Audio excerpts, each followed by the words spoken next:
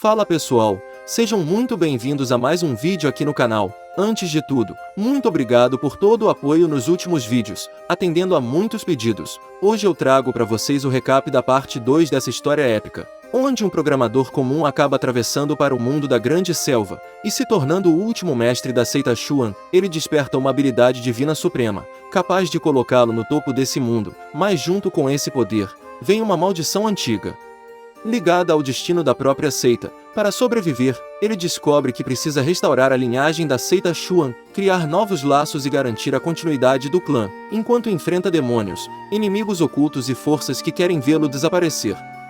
Nesse vídeo, eu também deixei o compilado da parte anterior, para quem quiser relembrar tudo desde o começo, mas se você tá aqui só pelo episódio novo, é só pular para os 35 minutos finais e curtir o caos, e como sempre, o card do Venerável Celestial já tá aparecendo aí na tela, então fica ligado. Se curtir o vídeo e quiser a continuação dessa obra insana, já deixa o like, se inscreve no canal, compartilha com os amigos e comenta bastante para fortalecer o engajamento. E olha só, se esse vídeo bater 2000 likes, eu prometo trazer a parte 3 dessa obra incrível ainda mais rápido. Então agora, sem enrolação, bora pro vídeo! A história começa mostrando um homem prestes a viver uma experiência que muitos desejariam. Ele estava passando por um momento especial da sua vida, mas, apesar da animação, demonstrava nervosismo. Percebendo isso, 3 garotas falam com ele em tons suaves e tranquilos, perguntando se ele não estava acostumado com aquele tipo de situação e se aquela seria sua primeira vez naquele lugar. Uma delas comenta que ele foi bastante generoso ao chamar 3 pessoas logo na primeira visita, enquanto outra diz que não havia motivo para ficar nervoso. Tudo que ele precisava fazer era deixar tudo nas mãos delas, relaxar e aproveitar, pois elas cuidariam bem dele. A única coisa que ela quer em troca é o saborear. No momento em que uma delas diz isso, seus lábios se abrem levemente, presas acabam aparecendo. No entanto, o homem estava animado demais para perceber que havia algo errado. Mesmo que tivesse notado, dificilmente teria parado. No final, sua energia vital é completamente drenada, e ele acaba falecendo acreditando ter vivido aquele momento até o fim. Seu corpo fica totalmente sem forças, caído no local. A cena não é agradável de se ver, embora muitos dos meus inscritos ainda aceitassem passar por isso, mesmo sabendo que o preço a pagar seria alto. Uma hora depois, o verdadeiro protagonista da história aparece, vagando por um espaço estranho enquanto sente uma forte dor de cabeça. Ele se pergunta se estaria alucinando por trabalhar demais. Confuso, tenta entender onde está. A última coisa de que se lembra é de estar fazendo hora extra, o que levanta a dúvida de como foi parar naquele lugar. Sem conseguir encontrar uma resposta, ele começa a observar o ambiente ao redor, e percebe algo diferente em meio à escuridão. No chão, havia uma flor. Ao se aproximar, ele sente que existe algo estranho nela. Sem entender o motivo, decide pegá-la, pois aquela flor parecia exercer uma espécie de atração sobre ele. Enquanto isso, em outro local, no pavilhão Noite da Primavera, uma investigação já estava em andamento. Como o homem havia morrido de forma repentina, o escritório de exorcismo foi acionado para apurar a situação e descobrir a causa da morte. Os investigadores começam interrogando os hóspedes da pousada, mas não encontram nada relevante. O único detalhe que chama atenção é o estado incomum do corpo, mesmo após o falecimento. A Excalibur da vítima permanecia ereta, o que levanta questionamentos sobre como aquilo era possível. A chefe da hospedagem aparece e afirma que não houve nada de anormal. Segundo ela, tudo aconteceu de forma natural durante um momento de diversão, e o homem teria sido ganancioso demais, falecendo por exaustão. Ainda assim, a investigadora não se convence e decide interrogar as 3 garotas que estavam com ele antes da morte. Elas afirmam que a morte não teve nada a ver com elas. Dizem que apenas estavam atendendo normalmente quando o homem começou a convulsionar de repente e a espumar pela boca. Segundo elas, era a primeira vez dele, e ele teria ficado empolgado demais, o que resultou em exaustão. Se alguém fosse culpado, seria ele próprio, por ser fraco. Após ouvir o relato, a investigadora pergunta à sua subordinada como estavam os preparativos. A resposta é que não havia com o que se preocupar, pois o selo já havia sido ativado e nada conseguiria sair dali. Mesmo assim, a investigadora sentia que aquela morte não havia sido comum. Embora tudo aparentasse exaustão, ela percebeu que a testa do homem tinha um tom esverdeado escuro e que o corpo estava extremamente debilitado. Isso indicava que sua energia vital provavelmente havia sido drenada por um demônio. Além disso, a bússola apontava a presença de energia maligna naquele local. Apenas as 3 garotas estavam presentes no momento do incidente. o que levantava a suspeita de que o demônio estivesse escondido entre elas. Um dos exorcistas comenta que, se o mestre celestial de Sitianjin estivesse ali, eles já teriam descoberto o demônio rapidamente, sem precisar de tanta investigação. Nesse clima de desconfiança, algo estranho acontece. A Excalibur do rapaz começa a se mover sozinha, balançando de um lado para o outro. Sem hesitar, a investigadora remove o lençol para ver o que estava acontecendo, para a surpresa de todos. Uma flor estava florescendo diretamente na Excalibur da vítima. Ninguém consegue entender como aquela flor surgiu ali, deixando todos completamente confusos. Ao mesmo tempo, a curiosidade fala mais alto. O protagonista estende a mão e segura a flor, enquanto a investigadora, tomada pelo mesmo impulso, faz o mesmo. Os dois tocam nela simultaneamente. E nesse instante preciso, algo completamente inesperado acontece. A alma do protagonista é transferida diretamente para o corpo do homem que havia acabado de morrer. Em seguida, a história revela o que realmente aconteceu antes da morte. A mulher se transforma em um lobo maligno e consome a energia vital do jovem. No entanto, por uma ironia do destino, o protagonista desperta dentro daquele corpo e recebe todas as memórias dos últimos instantes do figurante. Assustado, ele se levanta gritando que há um demônio ali. Alguns segundos depois, começa a se perguntar onde está e o que está acontecendo. Enquanto sente uma forte dor de cabeça, as pessoas ao redor entram em choque ao verem que o homem, que claramente estava morto, simplesmente se levanta.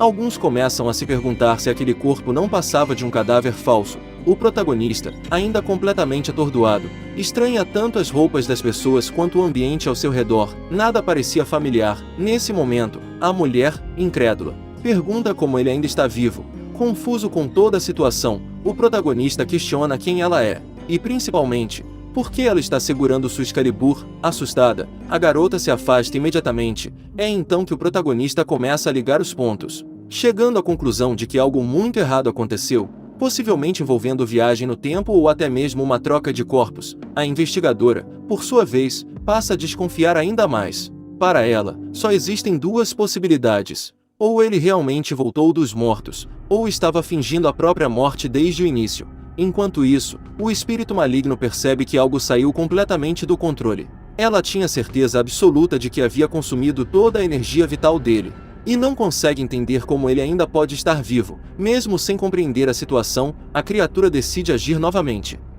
A investigadora sente a aura demoníaca vindo de uma das garotas, percebe a intenção do ataque e tenta proteger o protagonista. Ela consegue intervir, mas a situação não se resolve por completo. No processo, a investigadora acaba ferida, e o protagonista é capturado mais uma vez. A criatura ameaça matá-lo caso alguém se mova. Desesperado, o protagonista amaldiçoa o próprio destino. Ele não queria morrer, ele acabou de transmigrar para aquele mundo. Ainda não abriu o sistema, não escolheu um mestre, e nem sequer atingiu o auge da sua vida. Ignorando completamente o desespero dele, a criatura usa suas unhas para apertar ainda mais o pescoço do jovem. Para a surpresa de todos, ao invés de entrar em pânico, o protagonista fica desconfortável ao perceber apenas naquele momento que estava exatamente do jeito que veio ao mundo. Para piorar, toda a tensão da situação simplesmente desaparece. E ele sente algo macio pressionando suas costas. Ao mesmo tempo, sua Excalibur acaba ficando mais poderosa. Os investigadores ficam chocados ao verem aquilo. Mesmo naquela situação extrema, o jovem ainda conseguia se manter de pé. Naturalmente, o protagonista fica tomado pela vergonha. Ele já viveu muitas coisas ao longo de mais de 30 anos de vida, mas nunca imaginou que um dia sua Excalibur seria exibida por completo daquela forma. Sem saber o que fazer, e morrendo de vergonha, ele implora para que a criatura demoníaca lhe conceda uma morte rápida. Para ele, morrer ali significaria apenas transmigrar para o próximo mundo. Perdendo a paciência, o espírito para de pegar leve, e diz que realmente ceifará a vida dele. Ao ver essa cena, um dos exorcistas comenta friamente que o departamento de exorcistas só se importa com as últimas palavras de um demônio. Não era da conta dele se o jovem morreria ou não. O velho ainda acrescenta que sacrifícios são inevitáveis. Desde que conseguissem exterminar o demônio, sacrificar algumas pessoas era algo aceitável. Ele só queria terminar o trabalho o mais rápido possível e voltar correndo para casa para ver seus filhos. Ao ouvir isso, o protagonista percebe que sua vida não tinha importância alguma para eles, o que o deixa completamente revoltado. A tensão aumenta quando a criatura fica extremamente irritada e aperta ainda mais o pescoço dele, gritando para que não tentassem enganá-la. Ela deixa claro que realmente vai matá-lo. Percebendo que já haviam ganhado tempo suficiente, a investigadora faz um sinal discreto para sua subordinada. Ao mesmo tempo, sua companheira ativa um artefato especial capaz de afetar espíritos malignos. O objeto consegue paralisar parcialmente o corpo da criatura e enfraquecer seus poderes. Ao perceber que perdeu o controle do próprio corpo, a criatura entra em fúria, aproveitando a abertura. A investigadora ataca o braço do demônio com seu chicote na tentativa de salvar o jovem, e dessa vez funciona. O protagonista não perde tempo e se afasta o máximo possível, mesmo caindo e se machucando durante a fuga. O mais importante é que ele continua vivo. A exorcista que usou o artefato comenta que a habilidade daquele olho do diabo de capturar almas é realmente incrível. Frustrado, o protagonista pensa que realmente é muito azarado. Ele acabou de transmigrar, e já foi jogado direto em uma situação absurda como aquela. Enquanto isso, o efeito do artefato se mostra extremamente eficaz contra o espírito maligno, que agora está completamente enfurecido. A investigadora percebe que, como a criatura ainda consegue se mover mesmo depois de encarar o olho do diabo, o nível de perigo dela está acima do amarelo. Ferida e tomada pela raiva, a criatura declara que não queria desperdiçar a energia que recuperou com tanto esforço. Ela deixa claro que todos ali pagarão por isso, afinal, não havia nenhum mestre celestial naquele local, e um bando de artistas marciais não seria capaz de fazer nada contra ela. Ao mesmo tempo, o poder dela começa a se manifestar de forma ainda mais agressiva. A criatura declara que vai acabar com todos naquele lugar. A investigadora percebe que o poder do espírito maligno está aumentando rapidamente, muito mais forte do que antes. Além disso, ela também estava usando a arte da ilusão. De repente, o espírito simplesmente desaparece da visão de todos. Ela fica invisível. Ninguém consegue mais vê-la. A criatura se esconde no ambiente, deixando a investigadora extremamente preocupada. A voz da criatura ecoa, afirmando que, sem artes celestiais, nenhum deles seria capaz de enxergar através da ilusão. Naquela situação, todos eram apenas porcos esperando para serem abatidos. Para provar suas palavras, ela surge atrás de um dos figurantes e sussurra em seu ouvido que provaria seu sabor. Antes que ele consiga reagir, um golpe abre um ferimento profundo em seu corpo. Chocado com a cena, o protagonista se pergunta por que o figurante não desviou. A resposta é simples: embora estivesse invisível para todos, o protagonista conseguia vê-la perfeitamente. Para ele, cada movimento da criatura estava totalmente claro. A morte do companheiro deixa os exorcistas abalados. Irritada, a investigadora ataca o demônio com seu chicote, mas a criatura desvia com extrema facilidade, controlando suas emoções. A investigadora chega à conclusão de que o fato de o demônio ter se escondido ali após escapar da prisão prova que ela ainda não recuperou totalmente suas forças. Portanto, se conseguissem dissipar as artes ilusórias, deveriam ser capazes de subjugá-la. O grande problema é que nenhum dos investigadores conseguia enxergá-la. Invisível, a criatura começa a provocar, perguntando quem seria o próximo. Em seguida, desaparece mais uma vez, deixando todos em uma situação extremamente perigosa. Nesse momento, uma das subordinadas da investigadora começa a preparar um talismã especial, capaz de quebrar aquela ilusão e torná-la visível novamente. A investigadora pede alguns minutos para que o talismã seja finalizado, mas cada segundo custa caro, já que mais vidas continuam em risco, mesmo sabendo que seriam muito mais fracos. Dois seguranças avançam para tentar conter o espírito. A criatura afirma que aquilo não adiantaria em nada. Ainda assim, eles tentam surpreendê-la com uma manobra inesperada, fingindo um ataque direto para atraí-la para uma armadilha. O plano falha completamente. Aquela demonia não apenas consegue se esconder, como também é capaz de induzir alucinações. Eles não podiam olhar diretamente em seus olhos, mas já era tarde demais para os dois. A ilusão é ativada, e ambos passam a enxergar cenas confusas e contraditórias. Tudo aquilo não passa de uma armadilha mental, deixando os investigadores completamente paralisados, sem saber como reagir. O protagonista percebe imediatamente que algo está errado. Ele nota que todos ao redor estão imóveis e entende que aquilo era exatamente o que o espírito maligno queria: deixar todos vulneráveis para serem eliminados um a um. Preocupado, ele grita para que tomem cuidado.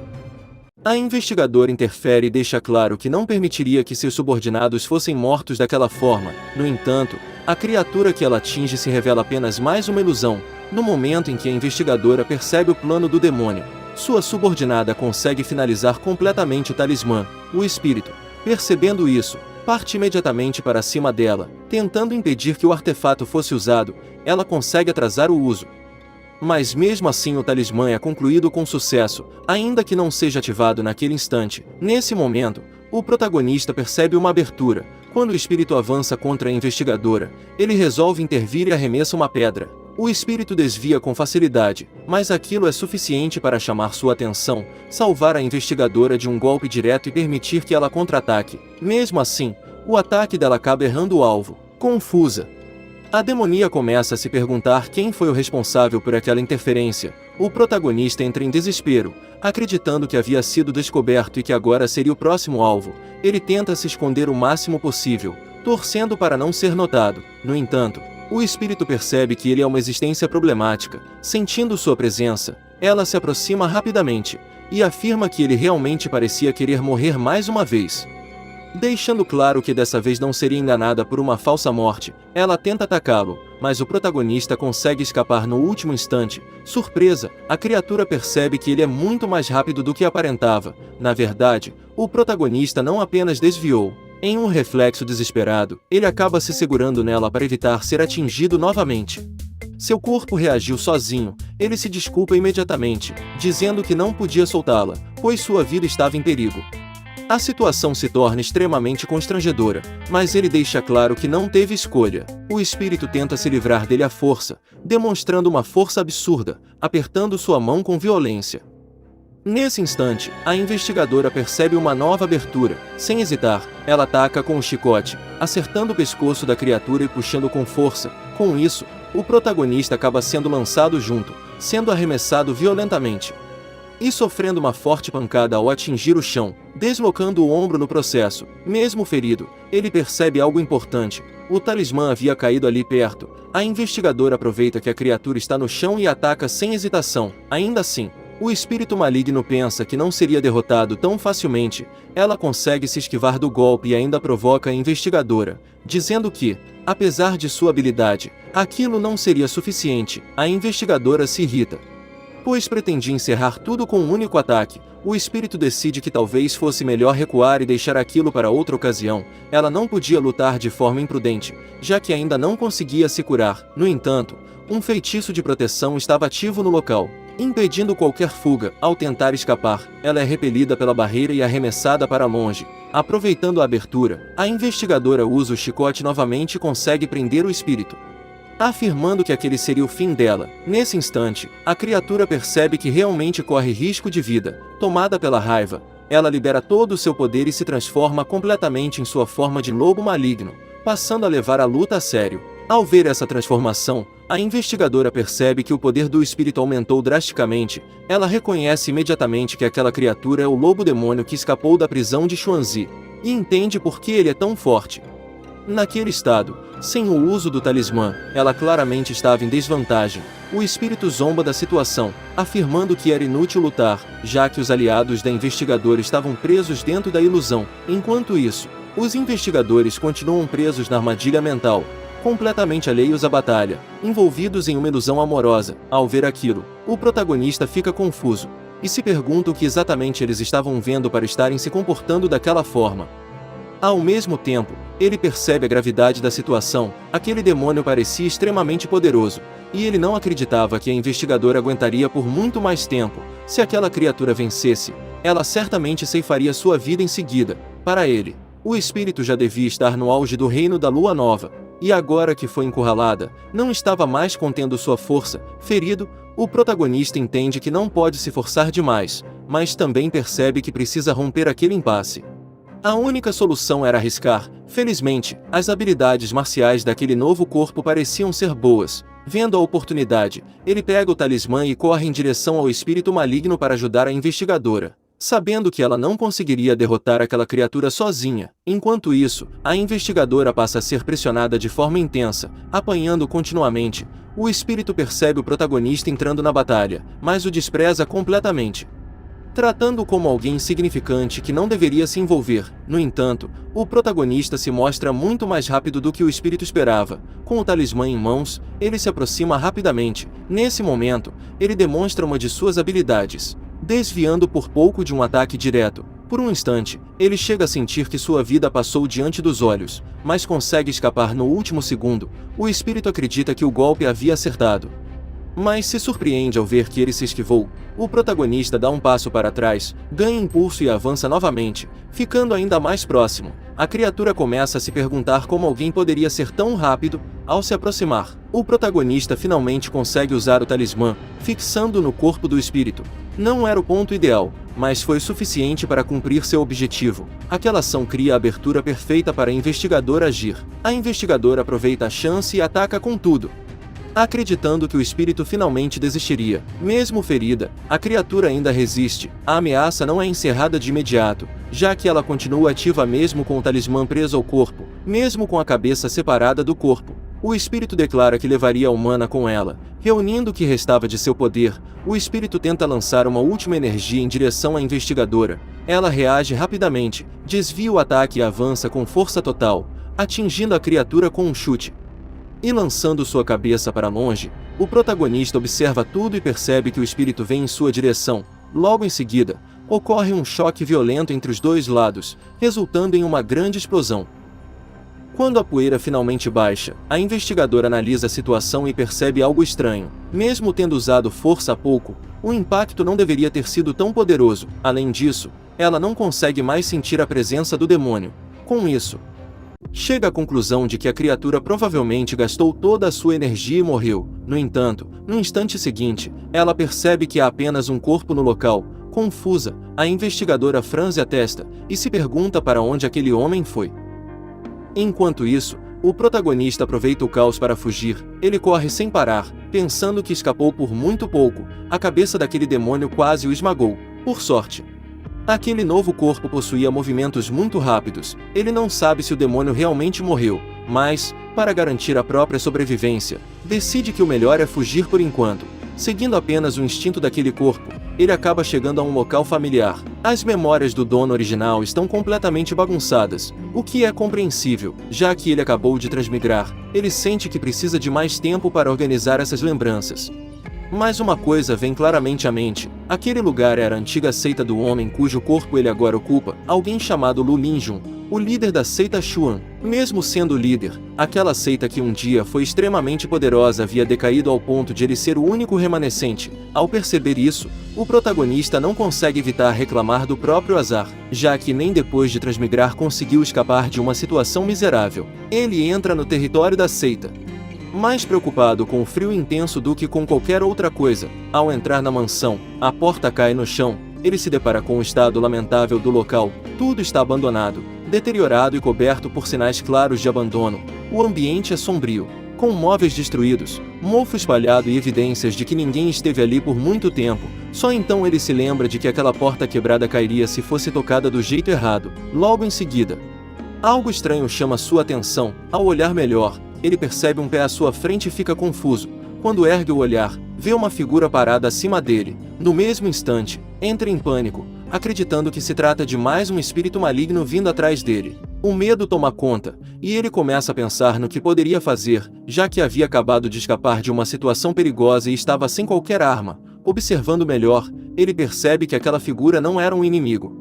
Na verdade, era o mordomo da seita. O coelho demonstra alívio ao ver o líder em segurança, e pergunta se ele não o reconhece. O protagonista rapidamente se desculpa, dizendo que simplesmente não tinha visto direito por causa da escuridão. O mordomo explica que estava extremamente preocupado. Ele conta que, enquanto limpava o templo, percebeu que a lâmpada da alma do líder da seita não estava mais acesa. Com isso, pensou que o líder tivesse morrido. Acreditando que aquele era o fim da seita Xuan, ele ficou profundamente triste e decidiu acompanhar o líder na morte. No entanto, agora parecia que a lâmpada da alma estava quebrada, e tudo não passou de um alarme falso. O protagonista, por dentro, sabe que a lâmpada da alma não está quebrada. O verdadeiro líder daquela seita realmente morreu, e ele é apenas um azarado que tomou posse do corpo dele. O mordomo pergunta onde o protagonista esteve, e nota os ferimentos em seu corpo. Ele responde que enfrentou um espírito maligno e conseguiu vencê-lo, mas que, devido à intensidade da batalha, acabou naquele estado. Ele omite os detalhes, pois quanto menos pessoas soubessem da situação real do dono original, melhor seria para ele. Além disso, mesmo tendo dado apenas assistência, a morte do demônio ainda poderia ser considerada sua. Ao ouvir isso, o mordomo fica visivelmente feliz, sem perder tempo. Ele puxa o protagonista pelo braço e o leva até o local onde os ancestrais do clã descansam. Depois de trocar de roupa, o protagonista percebe que as vestimentas do clã são de ótima qualidade, macias e bem feitas. O mordomo então revela que esperou muitos anos por aquele dia. Segundo ele, aquele seria o momento em que o líder da seita receberia a herança e se tornaria o verdadeiro líder da seita Xuan.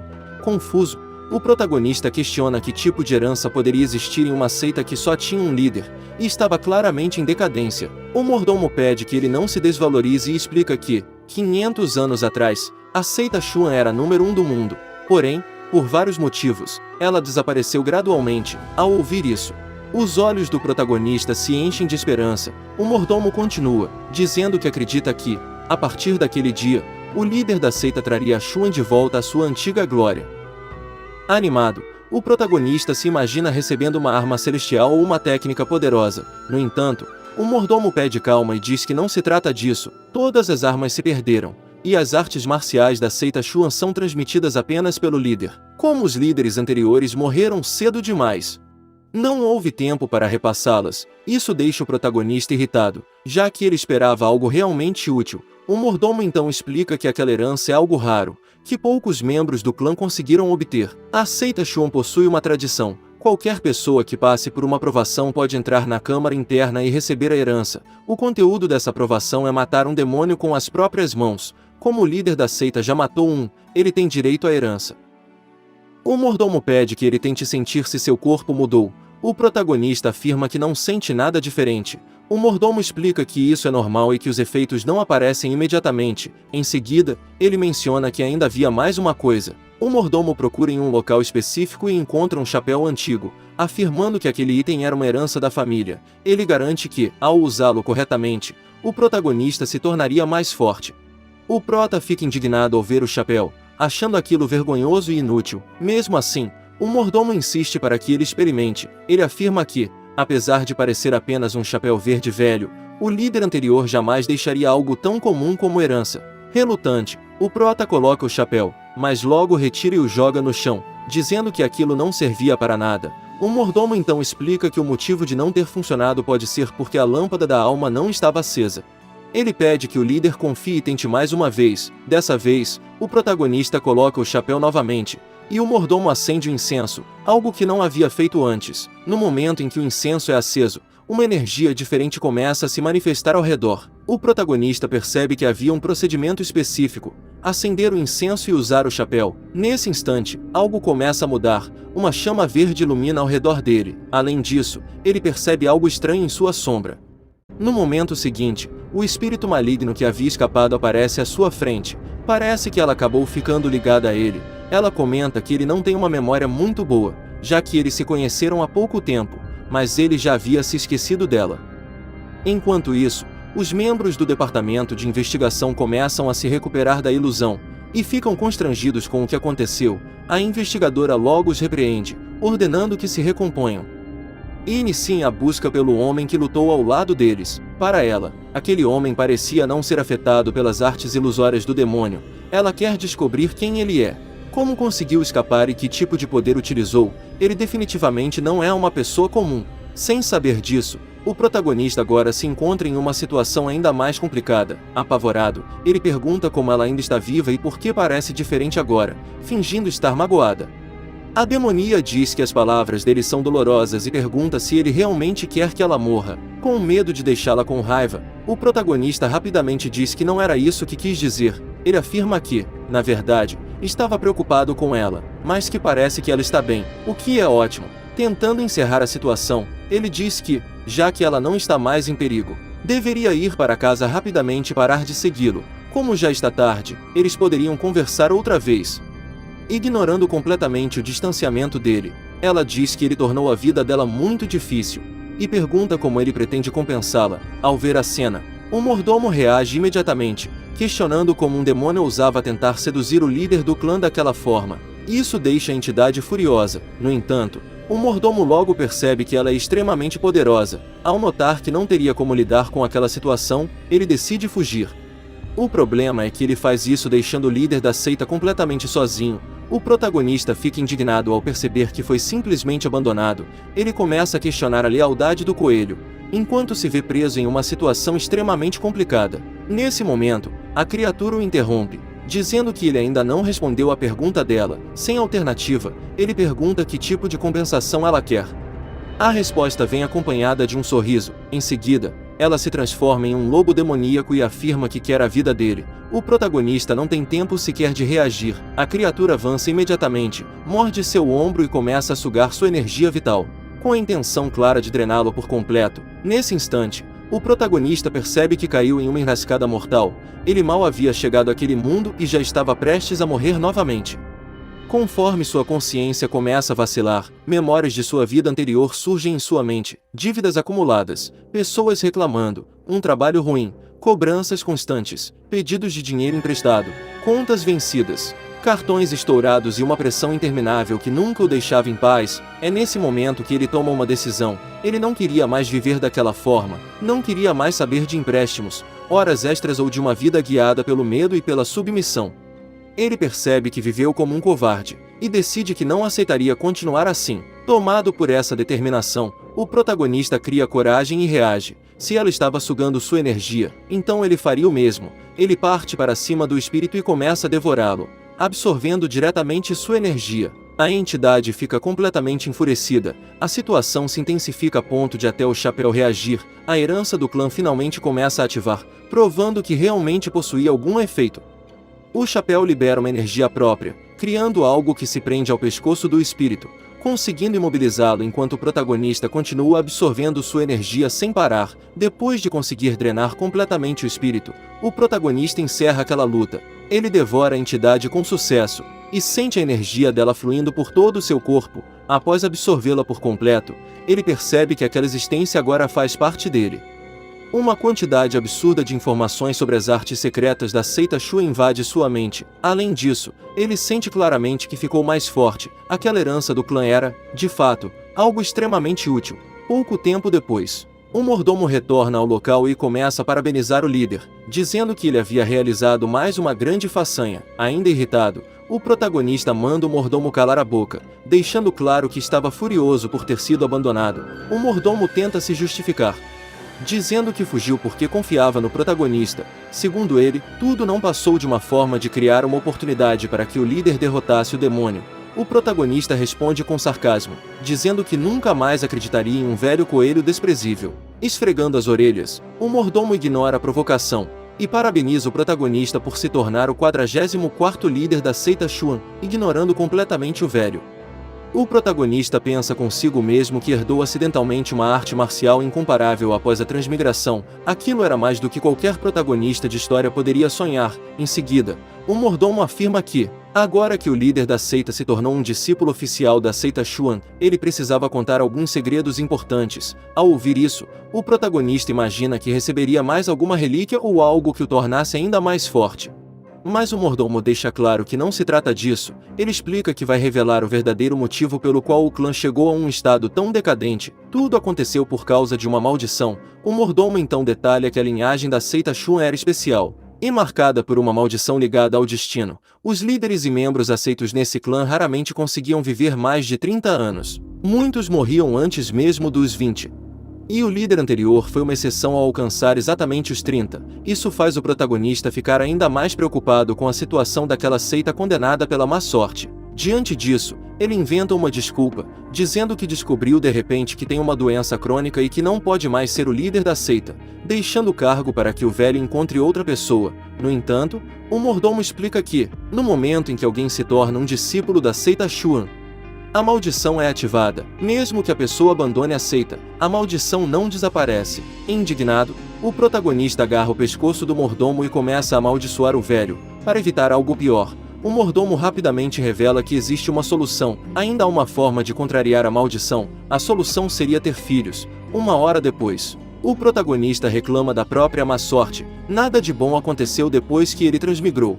Ele pensou que tudo melhoraria após receber a herança, mas acabou descobrindo que também foi amaldiçoado. De acordo com os registros dos líderes anteriores, ele teria menos de 2 anos de vida. Segundo a seita, aumentar o número de pessoas na linhagem enfraquece a maldição. Produzir filhos é ainda mais eficaz do que aceitar discípulos. Contanto que ele tenha um filho, metade da maldição será transferida. Quanto mais filhos ele tiver, mais fraco será o poder da maldição. Mesmo assim, Ele ainda duvida desse método e pergunta ao mordomo que, se isso é possível, por que os líderes anteriores não fizeram o mesmo? O mordomo responde que a maldição também afetava essa capacidade nos líderes anteriores, e que até mesmo os discípulos da seita Xuan tinham grande dificuldade nessa área. O protagonista fica completamente chocado com essa informação, vendo sua expressão. O coelho tenta tranquilizá-lo, dizendo para não se preocupar, pelo que ele observou. O atual líder da seita não teria problemas nesse aspecto. Horrorizado, o protagonista pergunta o que exatamente o coelho fez para chegar a essa conclusão, ignorando a pergunta. O mordomo afirma que tudo isso indica que o líder da seita é o escolhido que fará a seita Xuan ressurgir. Ao ouvir isso, o protagonista fica extremamente incomodado. Na prática, ele teria que se tornar uma espécie de reprodutor apenas para manter a própria vida. Aquilo era um cenário completamente absurdo. Ainda assim, ele percebe que é o único restante daquela linhagem. Depois do choque inicial, ele começa a considerar que talvez isso pudesse ser visto como uma espécie de bênção. Afinal, ele poderia se casar com várias mulheres, expandir sua linhagem, assim, prolongar sua vida. Mesmo assim, decide deixar esse assunto de lado por enquanto.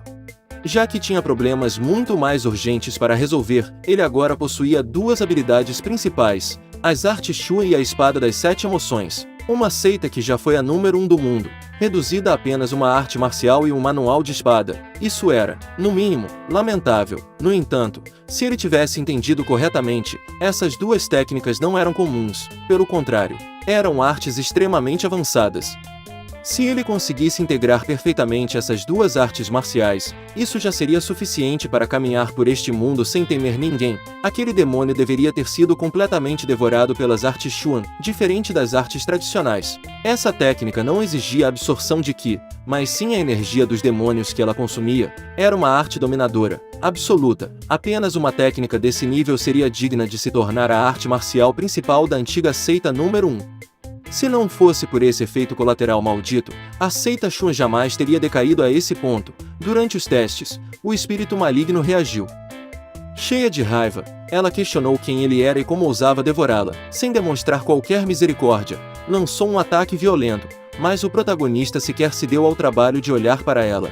Ele sabia muito bem que os demônios que devorava podiam ser completamente controlados, e mais do que isso, absolutamente suprimidos por ele. Depois de subjugar totalmente a criatura, ele deixou claro que, caso não fosse respeitado, o sofrimento dela seria ainda pior. Diante disso, a entidade cedeu imediatamente e passou a chamá-lo de mestre, o que deixou o protagonista desconfiado. Aquela obediência rápida demais não parecia normal. Mesmo assim, ele decidiu entender melhor quem ela era e como havia chegado àquela situação. Perguntou de onde ela vinha e por que estava matando pessoas na cidade. O espírito explicou que, devido aos ferimentos e à falta de energia, precisou se esconder naquele prédio. Para sobreviver, acabou absorvendo a essência humana. Foi então que conheceu uma pessoa misteriosa. Essa pessoa prometeu libertá-la, desde que ela matasse o protagonista. Segundo ela, aquela havia sido sua primeira vez machucando alguém, e por isso implorou para que ele a deixasse ir. Ao ouvir isso, o protagonista percebeu algo importante. Existia alguém nas sombras querendo sua morte. Ele não sabia se essa pessoa era inimiga do antigo dono do corpo ou se tinha outros objetivos. Questionando sobre a aparência desse indivíduo, o espírito respondeu que ele estava envolto em uma névoa negra, sendo impossível distinguir se era homem ou mulher. Percebendo que não obteria mais informações, o protagonista decidiu deixar isso de lado por enquanto e redobrar a cautela no futuro. Em seguida, perguntou em que reino ela estava e quais habilidades possuía. O espírito revelou que sua forma original era a de um lobo demoníaco, que estava no auge do reino da lua nova, e que sua habilidade especial era criar ilusões e alucinações.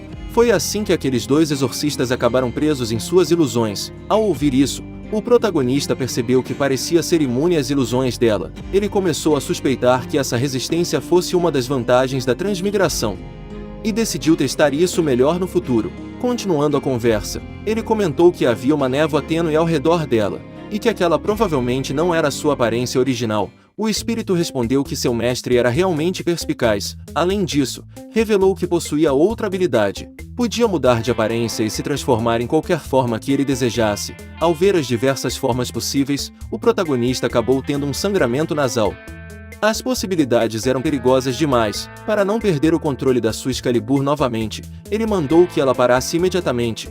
e usasse a aparência anterior, com uma forma extremamente bela, o espírito aceitou obedecer, e pediu que ele lhe concedesse um corpo físico para servi-lo melhor. O protagonista admitiu mentalmente que aquela aparência era realmente bonita. Ele até queria ajudá-la, mas no momento não tinha meios para isso, então mudou de assunto. E ordenou que ela fosse embora primeiro.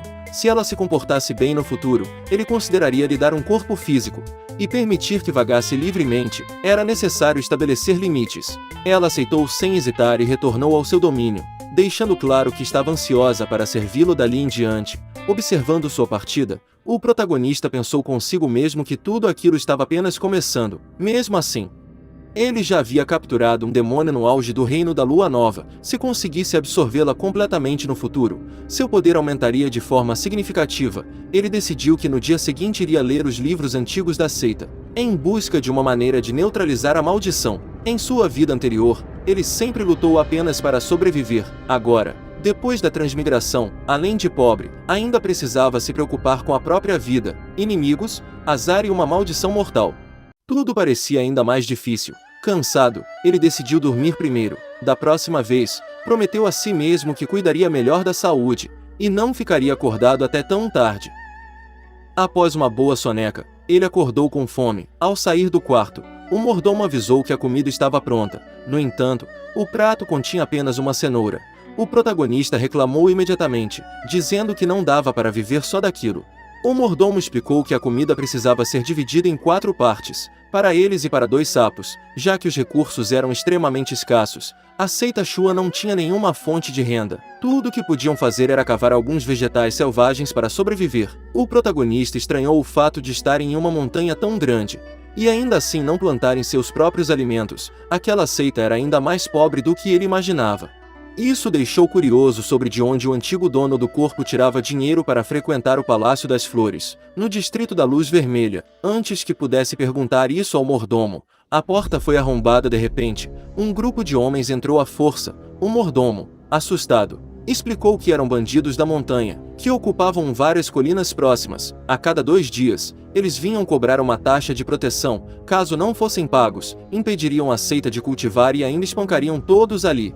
O mordomo acreditava que o líder da seita era um homem sábio, que não lutava quando as chances estavam contra ele, e sugeriu que se escondessem até os bandidos irem embora. Para sua surpresa, o protagonista decidiu sair e lidar com a situação pessoalmente. Na entrada, os bandidos ameaçaram destruir a seita decadente se a taxa não fosse paga. O chefe afirmou que só precisava de um dedo para acabar com tudo. Ao ver o protagonista, ele estranhou não encontrar o velho coelho e pensou que aquele jovem era apenas um ninguém. Sem paciência, exigiu o pagamento da taxa daquele mês. O líder da seita percebeu que o antigo dono do corpo sempre se escondia desses bandidos. Como ele permaneceu em silêncio, o chefe se aproximou irritado, perguntando se ele era surdo, e colocou a mão em seu ombro. Aquilo foi o suficiente. Com extrema facilidade, o protagonista quebrou a mão do bandido. Antes que o homem pudesse entender o que estava acontecendo, recebeu um simples peteleco na testa. O impacto afundou seu crânio e o lançou para longe.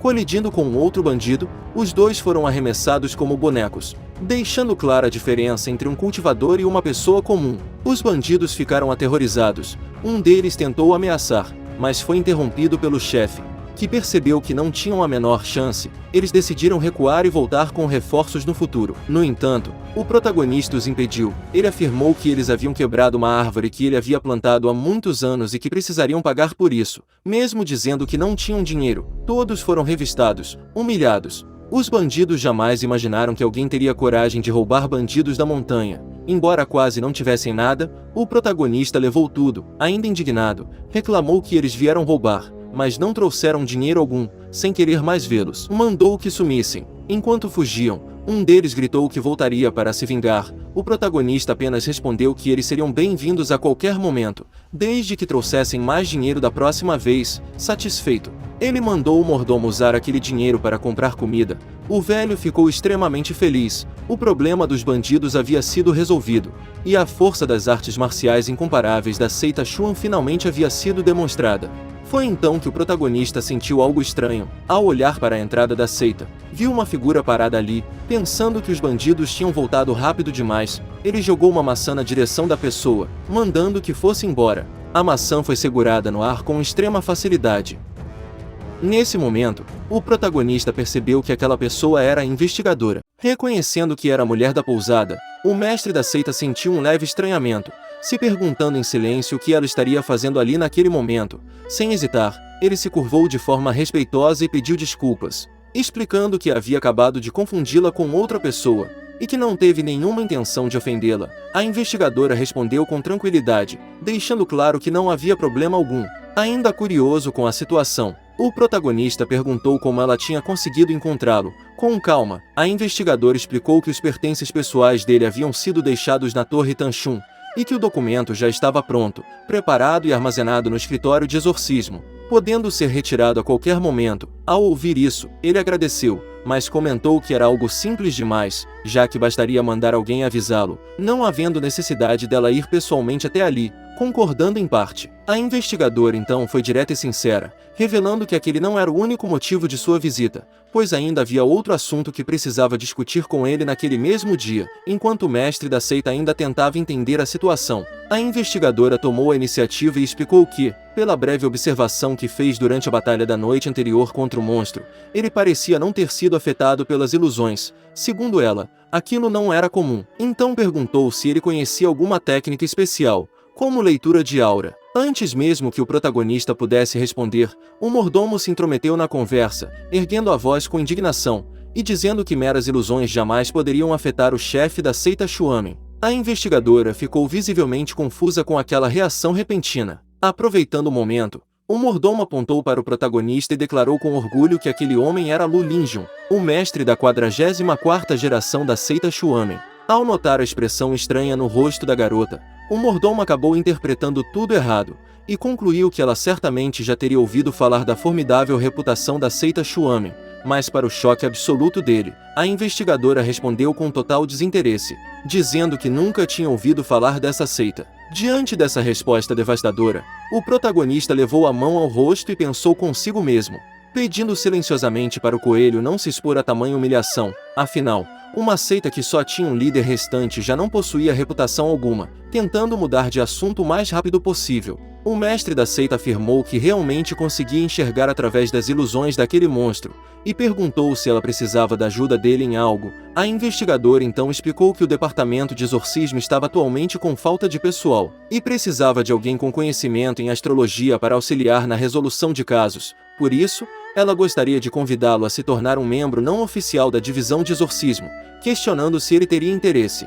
Ao ouvir aquilo, o coelho ficou furioso e gritou que era inadmissível um líder digno da seita Xuamen se tornar um lacaio da corte imperial, ainda mais um simples membro não oficial, dizendo que aquilo era uma afronta direta à seita. Mantendo a calma, a investigadora explicou que funcionários não efetivos tinham direito aos mesmos benefícios dos funcionários efetivos, incluindo um salário mensal de 10 taéis de prata, além de 3 alqueires de arroz. Assim que ouviu esses valores, o coelho mudou completamente de postura. Sem a menor vergonha, começou a incentivar o líder da seita a se esforçar mais, dizendo que resolver alguns casos complexos poderia render recompensas ainda maiores, e que ele confiava totalmente no líder. Observando o coelho se despedir animadamente enquanto voltava para dentro da seita, o mestre da seita, já irritado, pensou consigo mesmo que aquele velho coelho o havia vendido por um salário ridiculamente baixo. Nesse momento ele estava sentindo uma vontade enorme de dar um soco nele.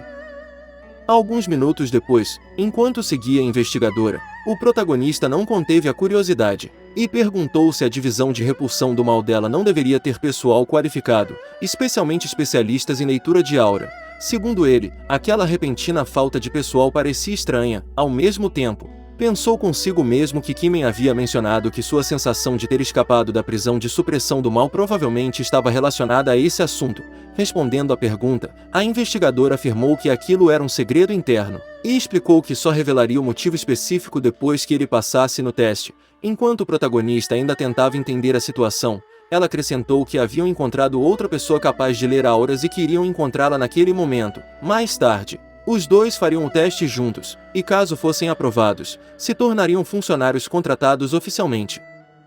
Pouco tempo depois, em Jianfengchen, o mestre da seita se perguntou em silêncio quem seria essa última pessoa. No exato instante seguinte, um velho apareceu tentando atrair clientes para ler a sorte, anunciando em voz alta que ouro era fácil de conseguir, mas que fortuna e infortúnio eram difíceis de prever. Ele oferecia adivinhação, leitura facial, exorcismo, leitura de aura e do rosto para atrair boa sorte e evitar desgraças, prometendo resolver problemas, acumular bom karma e até devolução do dinheiro caso o cliente não ficasse satisfeito.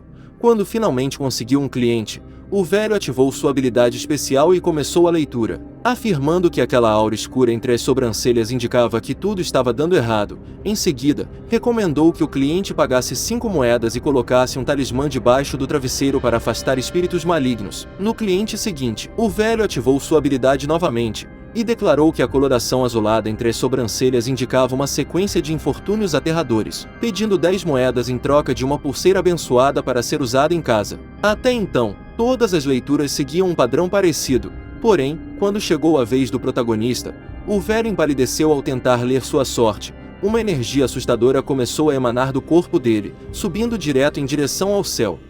Apavorado, o velho deu vários passos para trás e gritou que nuvens escuras pairavam sobre eles, que o azar dominava o céu e que o protagonista era praticamente um pé frio, questionando como ele ainda estava vivo. Irritado, o protagonista perguntou por que aquele velho sacerdote taoísta estava o amaldiçoando, apontando o dedo para ele. O velho respondeu que não estava amaldiçoando nada, dizendo que era um milagre ele ainda estar vivo, já que seu azar era tão grande que estava transbordando, e pediu que ele ficasse longe, pois se aproximar poderia trazer ainda mais má sorte. Diante daquela reação exagerada, o protagonista percebeu que o velho realmente conseguia enxergar a desgraça que emanava dele, concluindo que aquele sacerdote taoísta era mais do que um simples charlatão. Acalmando a situação, a investigadora interveio e explicou que aquele era Lu Linjun, mais um sujeito de teste que haviam encontrado. Em seguida, apresentou o velho ao protagonista, dizendo que aquele era o mestre Qijin. Visivelmente incomodado, o sacerdote taoísta murmurou que aquele garoto também seria um testador, e sem esconder o desprezo, questionou que tipo de habilidade um jovem assim poderia ter, afirmando que não havia necessidade de procurar outro, pois ele sozinho já era mais do que capaz de lidar com qualquer situação. Não gostando da atitude do velho, o protagonista pensou consigo mesmo que o mestre Qijin parecia ter uma séria falta de bom senso, afinal, haviam praticamente o dispensado antes mesmo de conseguir um emprego fixo, interrompendo seus pensamentos. O sacerdote taoísta afirmou que manter alguém com tanto azar por perto acabaria trazendo má sorte e até morte. Sem aguentar mais aquelas provocações, o protagonista colocou o braço em volta do ombro do sacerdote taoísta e disse que aquilo era extremamente ofensivo, lembrando que eles poderiam se tornar colegas no futuro, e que palavras assim prejudicariam a união da equipe. Assustado, o velho empurrou o protagonista e gritou que ninguém havia dito que eles eram colegas, mandando ficar longe. Nesse momento, o sacerdote acabou escorregando em uma pedra e caiu de costas sobre a barraca de um vendedor. Diversos objetos voaram pelo ar, e entre eles havia uma faca, que caiu diretamente em direção à cabeça do sacerdote. Ele só não se feriu gravemente porque, no último instante, uma máscara de porco caiu sobre seu rosto, fazendo com que a faca perfurasse a cabeça da máscara. Ao presenciar a cena, o protagonista comentou de forma irônica que a aparência do sacerdote taoísta era realmente bastante peculiar. Furioso, o sacerdote taoísta gritou para a investigadora que aquele humilde sacerdote já estava começando a ter azar. Diante daquela cena humilhante e constrangedora, a investigadora levou a mão à boca e disse que era melhor se apressarem e realizarem logo o teste. Algumas horas depois, os três estavam diante de uma mansão, quando a investigadora explicou que aquela era uma casa assombrada. Recentemente, muitas pessoas haviam desaparecido misteriosamente na vizinhança, e tudo indicava que o local estava sendo tomado por espíritos malignos. Como a investigação comum não trouxe resultados, foi necessário recorrer à observação do Qi, a energia vital, para localizar a origem do problema. Segundo ela, se os dois conseguissem encontrar a causa raiz e exorcizar o espírito maligno, seriam aprovados no teste. Ao terminar, perguntou se precisavam de mais alguma ajuda. Alisando a barba com confiança, o sacerdote taoísta afirmou que exorcizar fantasmas e espíritos malignos era uma especialidade do taoísmo. Disse que poderia afastar os espíritos daquela casa no tempo que um incenso levava para queimar, pedindo que aguardassem ali por boas notícias, ainda sem simpatizar com o velho. O protagonista comentou de forma emburrada que o sacerdote realmente se esforçava bastante na sua atuação. Enquanto os dois se preparavam para entrar na casa mal assombrada, a investigadora avisou que aguardaria do lado de fora, alertando para que nunca tentassem lidar com algo que não conseguissem controlar. Já dentro da casa, o protagonista comentou que iria confiar nele, já que o sacerdote parecia extremamente confiante. Com uma postura arrogante, o sacerdote afirmou que havia percebido que, apesar de existirem criaturas sinistras ali, nenhuma parecia poderosa. Segundo ele, devia se tratar apenas de um espírito vingativo menor, algo que poderia subjugar facilmente. Mandou o protagonista ficar parado e não se mexer, garantindo que resolveria tudo sozinho. Isso só fez o protagonista gostar ainda menos do velho. Em seus pensamentos, ele se perguntou por que o sacerdote não tinha comprado algumas laranjas também. Deixando isso de lado, perguntou se ele precisava de ajuda. O velho simplesmente o ignorou e ativou sua habilidade de olhos abertos, dizendo que o simples fato do protagonista ficar longe já ajudava bastante. Irritado, o protagonista pensou que a arrogância era aquela daquele sacerdote, que parecia só saber ficar se exibindo. Em seguida, refletiu que ele lembrava uma grande árvore morta. Sem mais nada para fazer, decidiu tentar ler auras por conta própria. Depois de devorar Kimin, ele havia conseguido vislumbrar vagamente o funcionamento da máquina de Ki. Observando o método do sacerdote, percebeu que ele canalizava sua essência interior para os olhos, então resolveu tentar o mesmo. Para sua surpresa, funcionou.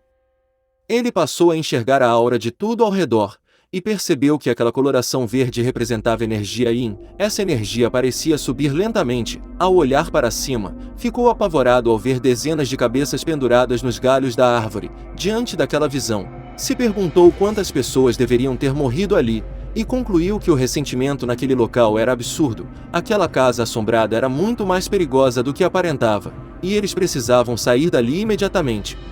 Diferente dele, o sacerdote taoísta não viu nada. Convencido, afirmou que não havia nada de estranho no quintal, e que a fonte da energia Yin deveria estar dentro da casa. Ao abrir a porta, ele se deparou com uma cena bizarra, e finalmente encontrou a origem da energia. Enquanto observava com tensão, de repente sentiu uma mão tocar seu ombro. Assustado, deu um pulo para a frente, quebrou a porta e caiu dentro da casa. Porém, a mão era do protagonista, que estava chamando o velho para ir embora. Ao vê-lo caído no chão, perguntou o que ele estava fazendo. Furioso, o sacerdote gritou, dizendo que já havia avisado para ele ficar parado e não sair andando por aí. Chateado, o protagonista respondeu que ele se assustava fácil demais e mandou que parasse de enrolar e saísse daquela casa imediatamente, perguntando se ele realmente não conseguia sentir o profundo ressentimento no pátio. Confuso, o sacerdote questionou de onde viria esse ressentimento, afirmando que o protagonista só estava piorando as coisas,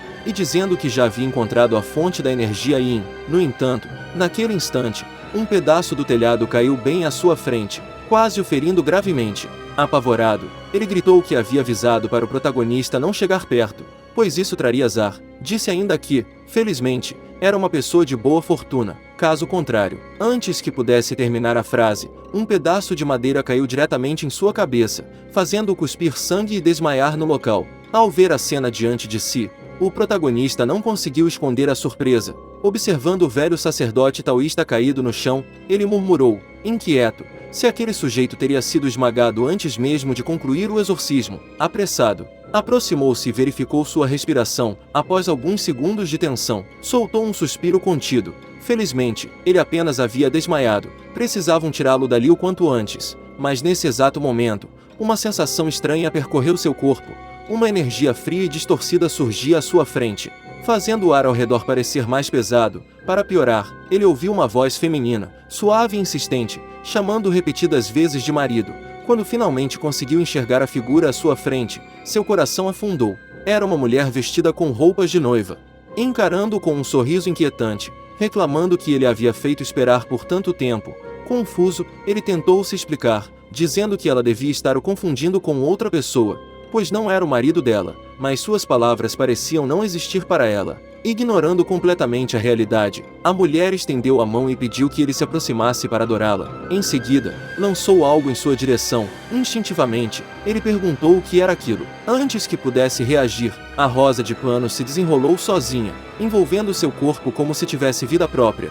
Num simples estalar de dedos, ele foi puxado em sua direção, gritando que não era o marido dela. Em um piscar de olhos, ele se viu diante dela. Como se estivesse prestes a participar de uma cerimônia forçada, a mulher se curvou solenemente e recitou, de forma mecânica, os passos do casamento, primeiro ao céu e à terra, depois aos pais e, por fim, marido e mulher se curvando um ao outro para concluir a união. Assustado, ele protestou, dizendo que aquilo tinha sido superficial demais, tudo dito de uma vez só. Mais uma vez, ela o ignorou.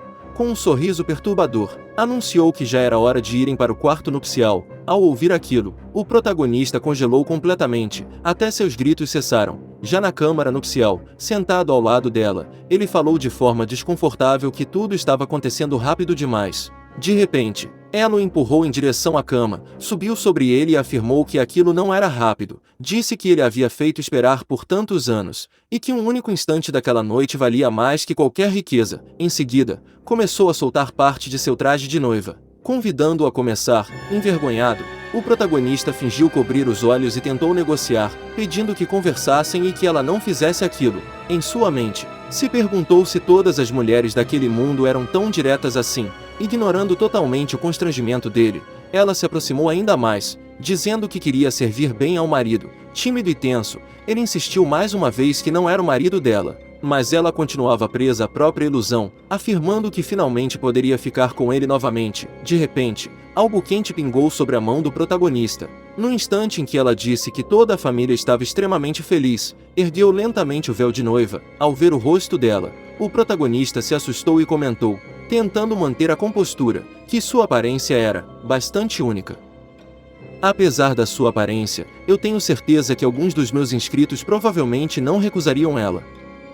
Colocando a mão no rosto dele, a mulher perguntou se o marido estava envergonhado. No segundo seguinte, seu tom mudou, e ela questionou, confusa, para onde tinha ido a cicatriz no rosto dele. Cansado, ele repetiu que não era o marido dela. A expressão dela se distorceu. Confusa, perguntou se ele não era Lin Lang. Repetiu várias vezes que ele não era o marido, até que, de repente, sua sanidade pareceu ruir. Ela gritou que ele era o ladrão que a havia matado. Enquanto tentava afastar as mãos dela de seu pescoço, o protagonista comentou, irritado, que estrangular parecia ser a única coisa que esse tipo de espírito sabia fazer, como se não existisse outra opção. Com um chute rápido, ele a lançou para longe, e questionou por que aquele fantasma não conseguia entender palavras humanas. Afinal, ele não havia mentido. Em pensamento, percebeu que a tinha afastado sem sequer usar força de verdade, mas ela se levantou quase imediatamente.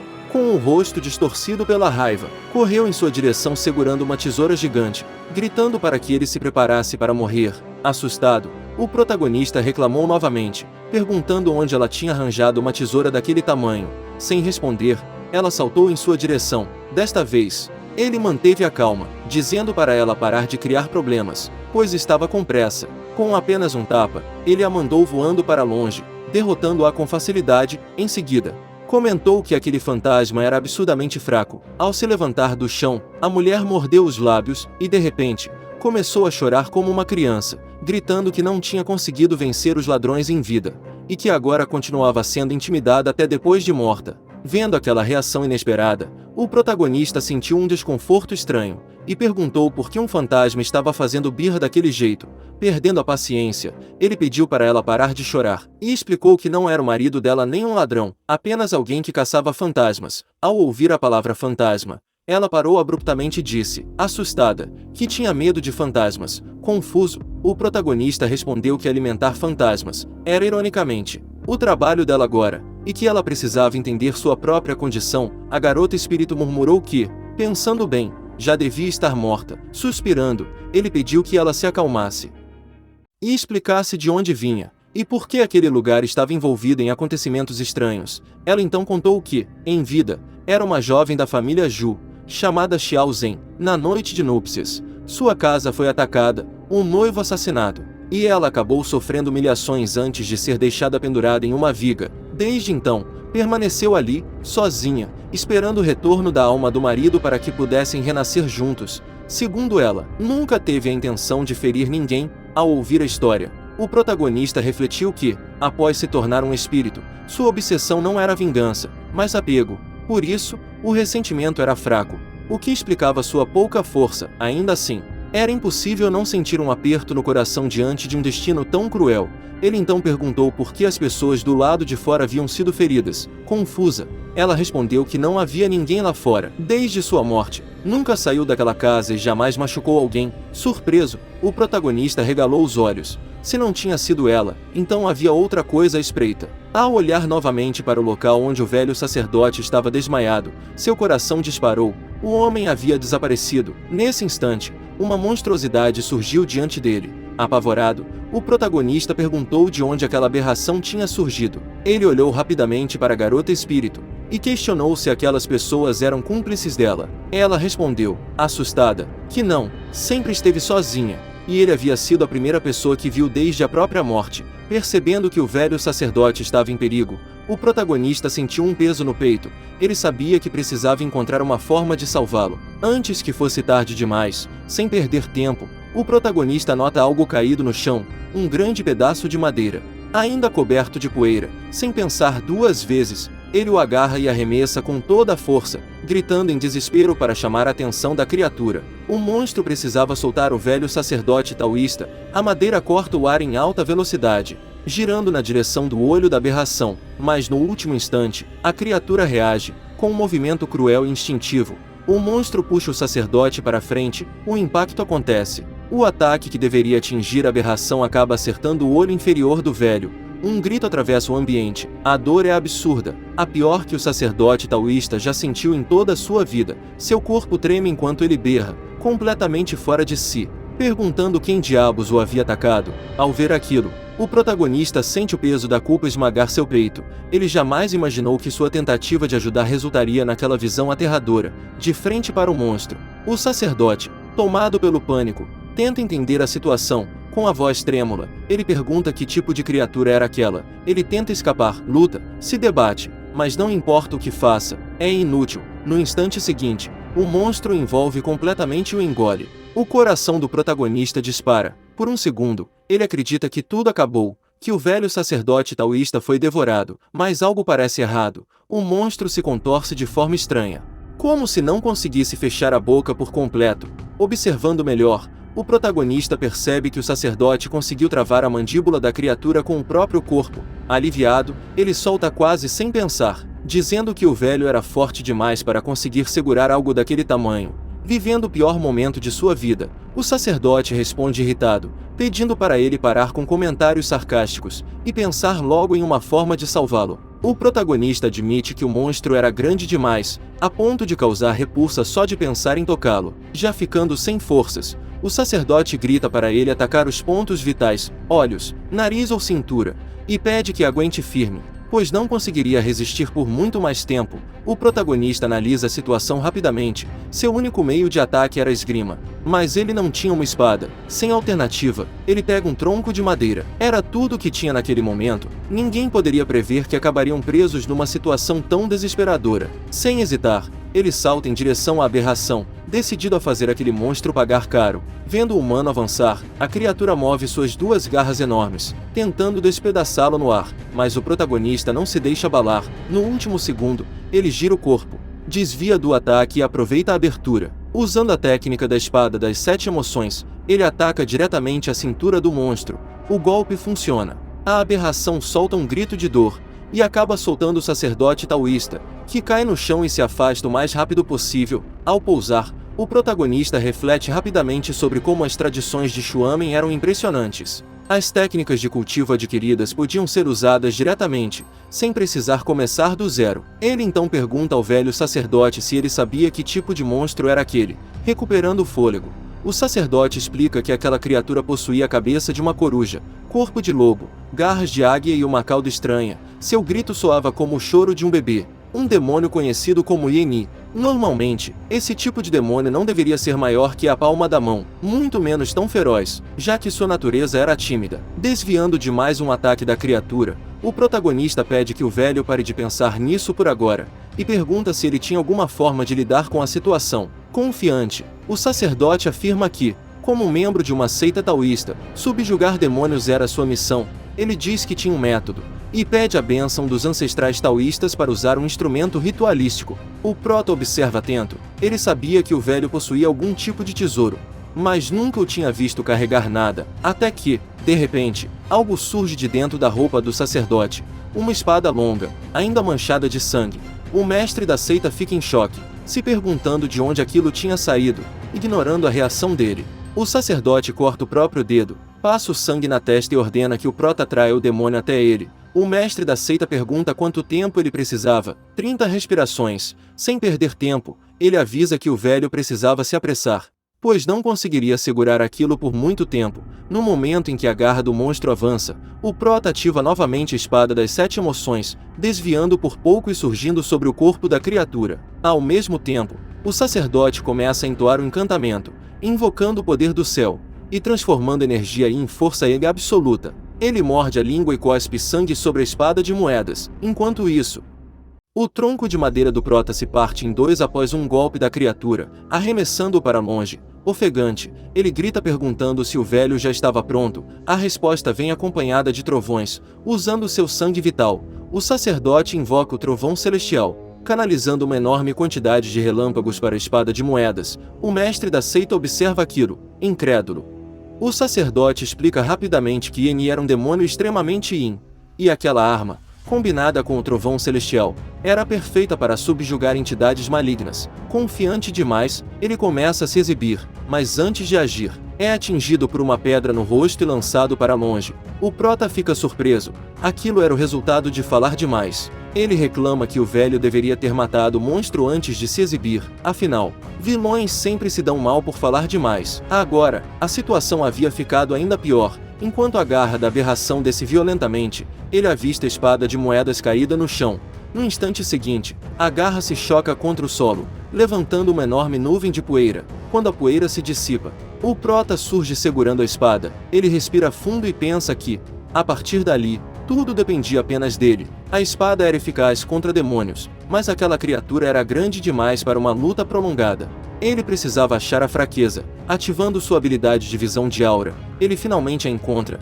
O ponto fraco do monstro estava no abdômen. Sem hesitar, o protagonista ativa a espada das 7 emoções. Usando o resto de sua força, ele avança em alta velocidade. No instante em que a espada atinge o corpo da aberração, as energias colidem violentamente, algumas moedas se soltam, relâmpagos percorrem o corpo do monstro.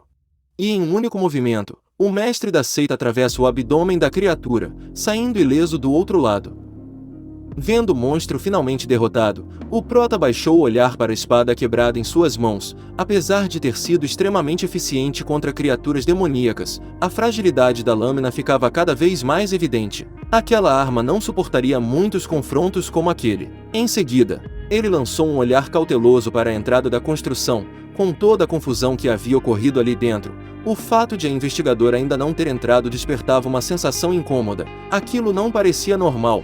Algo definitivamente estava errado. Além disso, o Xuangon possuía uma limitação clara. Só conseguia devorar um monstro por vez. Ele ainda não havia assimilado completamente o poder demoníaco de Kimi. Caso contrário, se tivesse conseguido devorar Reni, sua força teria aumentado de forma considerável. Seus pensamentos foram interrompidos por uma voz suave, que lhe pedia ajuda de maneira humilde. Ao se virar, ele viu a garota fantasma ajoelhada diante dele. A cena o deixou confuso, ele não compreendia exatamente o que ela desejava. Mesmo sem conseguir vê-lo, ela explicou que havia sentido a presença do monstro anterior, e reconhecido quão poderoso ele era. Para ela, alguém capaz de derrotar uma criatura daquele nível com tanta facilidade só poderia ser um verdadeiro mestre. Aquelas palavras inflaram discretamente o ego do protagonista. Mantendo a compostura, ele respondeu com naturalidade, perguntando de que forma poderia ajudá-la. A garota então revelou seu único desejo: reencontrar o marido. Tudo o que ela queria era se reunir com a alma dele, e esperava que aquele grande herói pudesse ajudá-la a encontrá-lo. Ao ouvir isso, o protagonista refletiu em silêncio. Ela era fraca demais. Se continuasse naquele lugar, provavelmente seria eliminada por outra pessoa. Além disso, eles já haviam realizado uma cerimônia de casamento no passado. Ajudá-la parecia o mínimo que ele poderia fazer. Por fim, ele concordou em ajudá-la, explicando que, apesar de se sensibilizar com sua história, ainda não possuía nenhuma pista concreta. Então perguntou onde poderia encontrar o marido dela. Enquanto era lentamente sugada para dentro do pingente de Jade, a garota explicou que aquele objeto simbolizava o amor entre ela e o marido. Não havia necessidade de procurar pelo pingente, bastava que o protagonista o usasse normalmente. Caso sentisse a presença da alma de seu marido, ela o avisaria, observando a garota desaparecer dentro do pingente. O Prota franziu levemente o senho. Embora o monstro tivesse sido eliminado, o ressentimento daquele lugar ainda permanecia, algo continuava errado, e ele pretendia descobrir o motivo. Afinal, não faria o trabalho de 3 pessoas e ainda sair no prejuízo. Ele então se aproximou do sacerdote taoísta caído no chão e tentou acordá-lo aos gritos. Sem resposta, perdeu a paciência e começou a dar alguns tapas em seu rosto. Após alguns minutos, o velho finalmente abriu os olhos, com o rosto inchado, perguntando desesperado onde estava o monstro. De braços cruzados, o protagonista respondeu com calma que já havia destruído a criatura. O sacerdote, ainda confuso, levou a mão à bochecha dolorida e murmurou, tentando entender se havia sido o monstro que o atingira momentos antes. O Prota apenas sorriu, comentando que as mãos daquela criatura realmente eram cruéis. Recuperando-se aos poucos, o sacerdote concluiu que aquele local provavelmente estava protegido por uma restrição que ocultava seus segredos celestiais. Por causa disso, ele, como humilde taoísta, não havia percebido a calamidade que se formava ali. Pensativo, o protagonista levou a mão ao queixo e se perguntou quem teria arquitetado tudo aquilo, e mais importante, qual era o verdadeiro objetivo por trás desse plano. Nesse momento, a investigadora finalmente apareceu. Ela afirmou que era essencial descobrir a origem da restrição e entender o que havia causado aquela proibição. De repente, ela sentiu uma energia fantasmagórica se manifestar. Olhando na direção da presença, questionou quem estava ali e, sem hesitar, atacou com um chicote, impedindo a criatura de escapar. Ao puxá-la para perto, ficou chocada ao ver sua verdadeira forma. Onde antes havia uma aberração, agora estava uma garota frágil e estranhamente fofa. O sacerdote taoísta não se deixou enganar pela aparência, avançou imediatamente com um talismã em mãos, gritando que o demônio ainda estava vivo e que iria executá-lo ali mesmo. Antes que pudesse agir, sua mão foi segurada pela investigadora, que pediu paciência. Era necessário compreender a situação antes de qualquer julgamento precipitado. O Prota se colocou à frente da garota, protegendo-a. Enquanto se perguntava por que ela havia assumido aquela forma, a investigadora então explicou que a garota seria liberada para interrogatório, desde que não tentasse fugir. A criatura concordou com sons incompreensíveis, e após ser desamarrada, recebeu instruções claras. Como não falava a língua humana, deveria responder às perguntas apenas balançando ou acenando com a cabeça. Quando questionada se havia matado as pessoas no pátio, a garota primeiro acenou positivamente, mas logo depois negou, gerando confusão. Irritado, o sacerdote reclamou, incapaz de entender aquela resposta contraditória. Ignorando-o, o protagonista observou que a garota não demonstrava mais ressentimento. Aquela fúria anterior provavelmente havia sido induzida. Ele então perguntou se alguém a estava manipulando. Animada, a garota agarrou seus braços e confirmou com gestos e sons estranhos, confirmando a suspeita. A investigadora perguntou quais métodos haviam sido usados para controlá-la. Em resposta, a garota levantou o vestido, revelando um feitiço gravado em sua barriga. Ao ver aquilo, o sacerdote ficou em choque. Tratava-se da matriz espiritual de reunião dos 3 talentos. Imediatamente, ele associou o feitiço a uma figura específica, alguém extremamente perigoso. A investigadora então perguntou se havia outras restrições impostas. A garota apontou para um buraco em uma árvore assombrada próxima. O sacerdote se aproximou e descobriu um altar demoníaco escondido ali. Assustado, caiu no chão e se afastou rapidamente, tomado pelo pânico. Aquilo confirmava suas suspeitas. Era obra daquela pessoa, sem dúvida. Convencido da gravidade da situação, ele decidiu avisar imediatamente o tio militar e saiu correndo da casa assombrada sem hesitar. O protagonista tentou chamá-lo, mas a investigadora apenas comentou que o velho claramente possuía informações privilegiadas. Deixando isso de lado, o protagonista perguntou quais seriam os próximos passos. A investigadora respondeu que não havia necessidade de persegui-lo agora. Um mentor por trás daquela formação havia planejado tudo com extrema precisão, e suas ambições iam muito além do que eles podiam imaginar no momento. O plano seria se apresentar primeiro à corte imperial, e depois buscar esclarecimentos com o mestre Kikian. Quando questionada sobre o altar demoníaco, ela foi direta. Deveria ser destruído, para impedir que fosse usado novamente para causar danos. O protagonista cumpriu a ordem sem dificuldades. Após destruí-lo, comentou que, apesar da aparência estranha, não parecia nada de especial. Enquanto a garota demônio comemorava, uma energia demoníaca começou a vazar do boneco amaldiçoado. O Prota percebeu então que o ressentimento finalmente havia se dissipado. O altar era, de fato, a raiz de tudo. Satisfeita, a investigadora declarou que ele havia passado no teste e o convidou a acompanhá-la até o departamento de exorcismo. No caminho, a garota demônio, agora transformada em um pequeno e adorável pássaro, se esfregava constantemente nele. Confuso, o protagonista perguntou por que Anne estava tão apegada. A investigadora explicou que a criatura provavelmente o via como seu salvador, alguém que a libertara do controle. Por isso, sentia-se segura ao seu lado.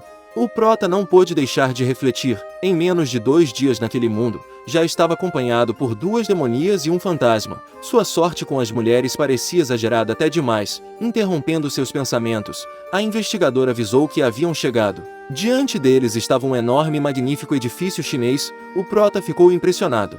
Aquilo era o departamento de exorcismo, e sua imponência deixava claro que aquela história estava apenas começando. Assim se encerra a parte 2 dessa obra incrível.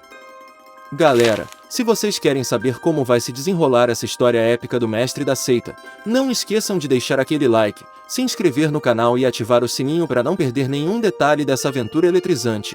Muito obrigado de coração pelo apoio de sempre, e a gente se vê no próximo vídeo.